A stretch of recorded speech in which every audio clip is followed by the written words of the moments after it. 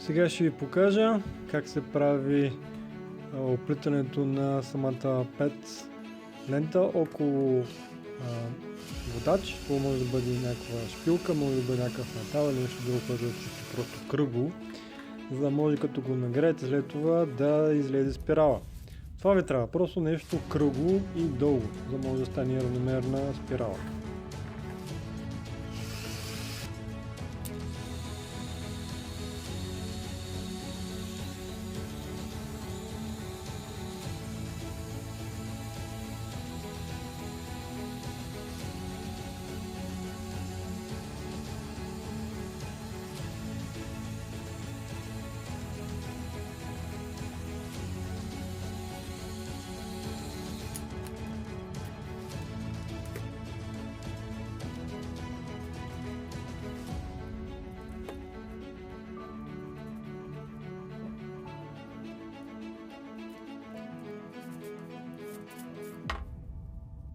И ето така, от PET лента, от пасване с бутилки, може да направим спирала, подходяща за организатор за кабели.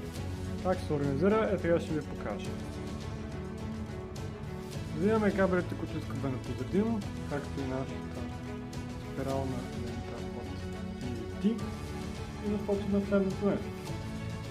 Подреждаме там, който искаме. Организираме си кабели.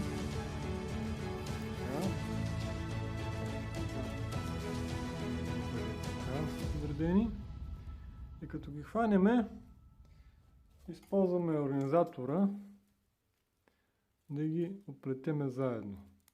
Тъй като той е доста пружинист, не му трябва много и е здраво захващащ, стягащ самите кабелчета.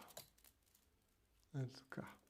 И просто върцаме тази спирална лента около кабелите, които искаме да захванем по този начин. И ще просто ги обхождаме. Без тиксо, без лепки, без други съединения. Механически ги превързваме едно към друго.